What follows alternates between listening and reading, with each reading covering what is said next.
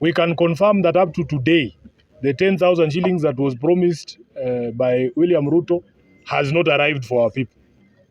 So as your senator, that is exactly what I'm going to do. Immediately he's back from the US. I know he's in the US with the president. After he has visited Atlanta and the other nice places, we want him to come back to Mathare and tell us where the riparian lands are. Late, and also to apologize that the party leader will not be joining us. As some of you may have seen already in some of the news quarters, the party leader was receiving some very high-profile guests, some diplomatic members of the diplomatic corps at his home, and those meetings have gone longer than were anticipated. So on his behalf, we want to apologize that we have started late. We were just waiting to see if it was possible for him to extricate himself from those meetings in time, but we have just received word that he will not be joining us.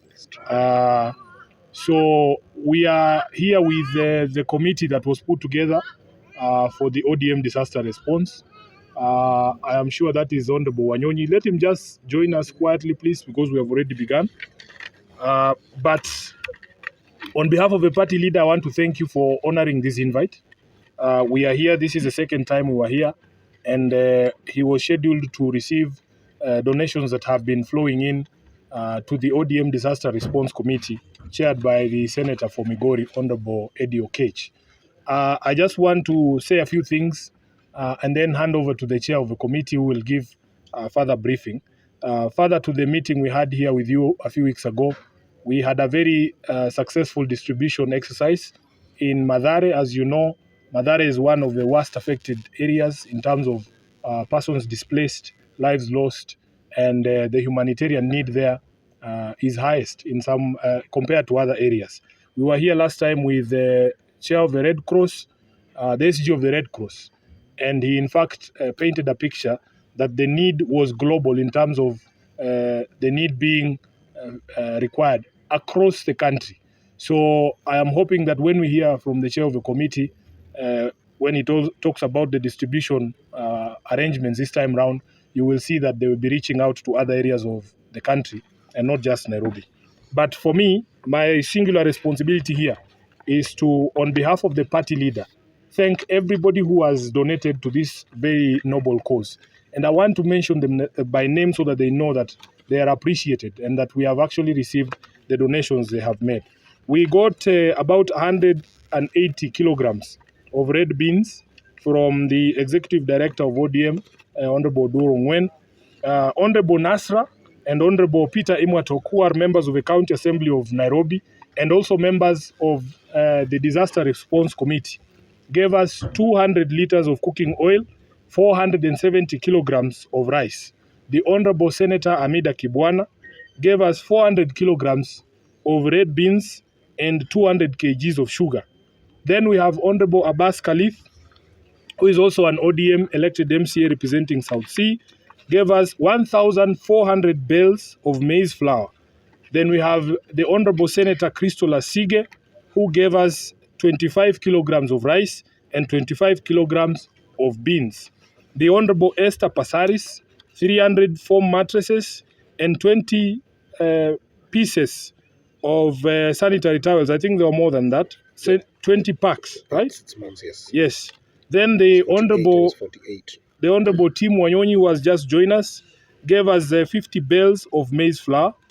The office of the party leader at Capitol Hill, those who work there, the staff of Raila Odinga at Capitol Hill, gave us 3 bales of unga. The chairperson of this disaster response committee, Senator Eddie Okech, gave us Kenya shillings 300,000. And you will remember that the SG of the Red Cross told us that the highest priority in terms of the needs of the displaced persons was resources for them to be able to seek alternative shelter. Honorable Nasra also added us 80,000 in cash, 150 Kenya shillings in cash from Honorable Peter Imwatok. Honorable Mishi Mboko, MP, Kenya shillings 50,000. The Honorable Catherine Omanyo, the women rep for Busia, 250 kilograms of sugar, 100 kilograms of soap, 100 kilograms of cooking oil, 100 kilograms of maize flour, and 20 dozen toilet paper. The Nairobi County Assembly leadership who are represented here by the majority leader and the majority whip, Honorable Ogeto, gave us 100 mattresses, 120 blankets, 300 kgs of sugar, and Honorable Maurice Ochieng, who's the chair of the Health Committee in the Nairobi County Assembly, is here, the MCA Mountain View. He has just brought us 10 bales of maize flour. The members of parliament from Nairobi, as we had announced earlier, including the Honorable Tim Wanyonyi, who's here, contributed 2.5 million shillings for the initial visit to both Embakasi South and to Mathare, and also the food that was sent to the MP for, is it Kamkunji? No. Starehe, yes, of flour, Honorable Mwago. Then we have received a donation from Peter Wandera, who's here. He ran for MCA in Dagoretti South, and he has given us 3 bales of maize flour. Now, I want to say on behalf of the Central Committee of the party that as appreciation, we will be considering issuing certificates of appreciation. ODM always appreciates its members when they come out as strongly as they have. And in fact, in the history of this party, as far as I can remember, that certificate has only been issued once. And I will say it was issued to the Honorable Member of Parliament for Mathare. So all these people will be joining that very gracious list. And I want to take this opportunity to urge members of the party from across the country. This national office is a receiving center. So if you look at the names on this list, and I don't mean to beat our own trumpet as Nairobians, but you can see it is very heavy with contributions and donations from people in the party from Nairobi. So we want to be very clear that we have had a conversation with Honorable Raila Odinga, the party leader, and he wants these donations now to be mobilized at county branch level, that we will be ranking the counties regarding how much, depending on how much they have given us. As we have just read these names and the contributions out, Nairobi is by far the leading county in terms of donations to this very wonderful cause, followed by Migori and Mombasa County, where Mishimboko comes from. So we want to urge the other counties that now this food distribution or food donations will be mobilized through the ODM county offices. And we want to see convoys being flagged off from all these other counties. We want to see a convoy from Homa Bay, a convoy from Kilifi, another one from Kakamega. This headquarters is a receiving center and a distribution center. So we will be letting you know how that goes. But so far, we are very grateful for everyone who has donated towards this very noble cause. At this particular juncture, allow me to welcome the chairperson of the Disaster Response Committee, who is also going to touch on the next steps in terms of the distribution network. And then you will be welcome to see the donations you have received. We are very open and transparent. We have encouraged in-kind donations. And that is why you will see our stores continue to be full with some of these items that we have read out here. Honorable Okech, you can now take over. Thank you.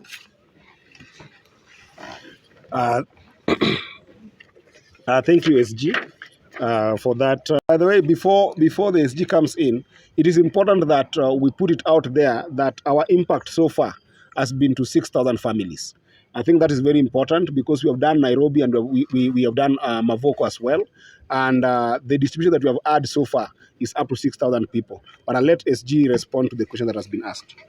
Okay, thank you very much. The first question is how we prevent this from happening in future. We want to say that nothing beats preparedness. We must be prepared for these things because you can see even the forecast is that these rains will continue.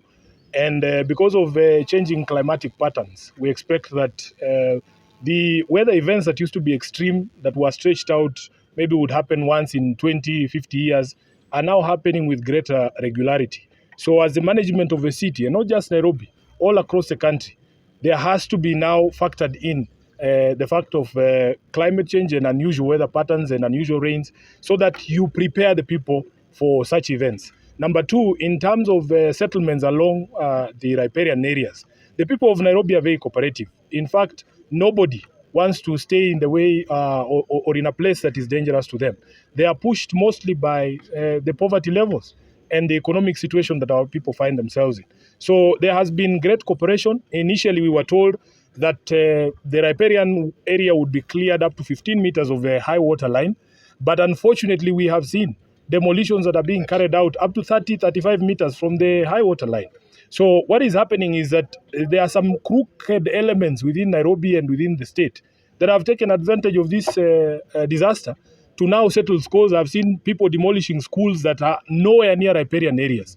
So we want the government, first of all, to tell us with certainty what is the distance that Nairobians must keep from the high water line.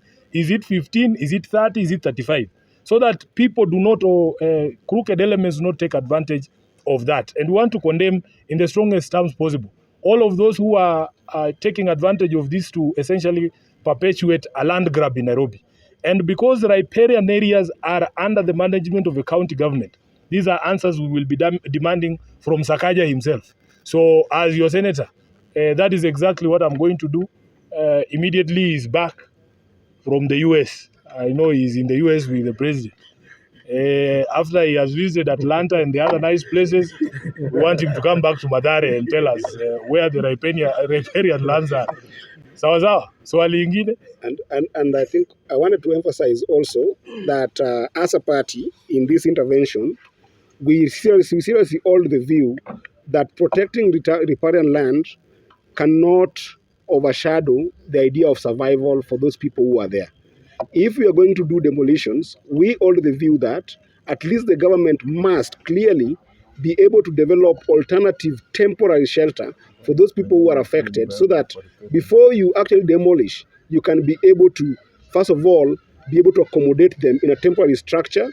And even if there is cash for shelter, the way the government had said, let it be realistic, because even the 10,000 that is being said is not sufficient. And this is not according to us. This is according to experts, including Red Cross, that have actually diagnosed this problem and said that is not sufficient to give families that are staying in Nairobi 10,000. We need to give them, actually, at the very least, 20,000 and above. So the alternative shelter is what we're advocating for before you actually be able to demolish anything.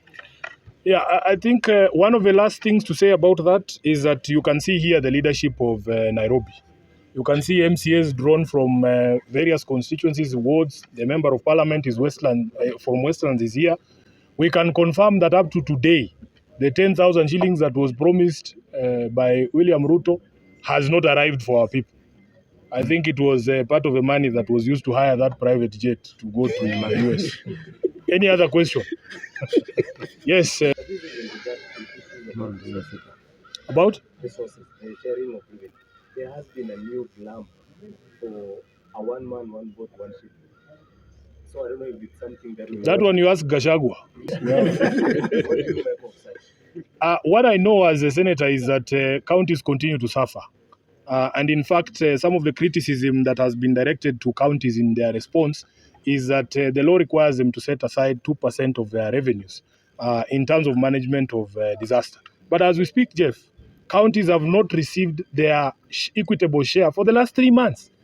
And that is one of the biggest problems. We as the Senate pass what is called a disbursement schedule. That disbursement schedule, if it is followed, every month each governor should know that they are receiving a certain amount of money. But if Treasury is not following that disbursement schedule, on what are you applying that 2%? And number two, if you look at the fourth schedule, the disaster management is both a function of the national and the county governments.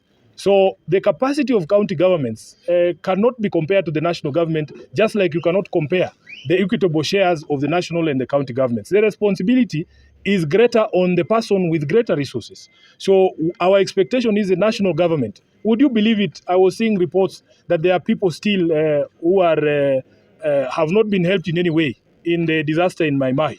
Up to today, even after the president himself visited there, even after the deputy president went there with that formula you were telling us about, nothing has happened. So we want to urge national government, first of all, come through on the promises you made publicly. Again, even when it came to compensation of the Mradi fire disaster victims, the money that Gachagua promised has never gotten to Mradi people. So we want to say that you cannot be dishonest even when it comes to disaster. You have to be at some point, surely, feel some humanity and say, we are liars, yes, but when it comes to helping people, we are going to be truthful men. I thank you. Asante sana. We have got some donations you can take there that have just watapiga. Yeah. Tumemaliza maswali, si ndio? Asanteni sana. Sasa hii imeingia ni ya Imwatok. Yes. Majority leader. Asante sana. Thank you very much.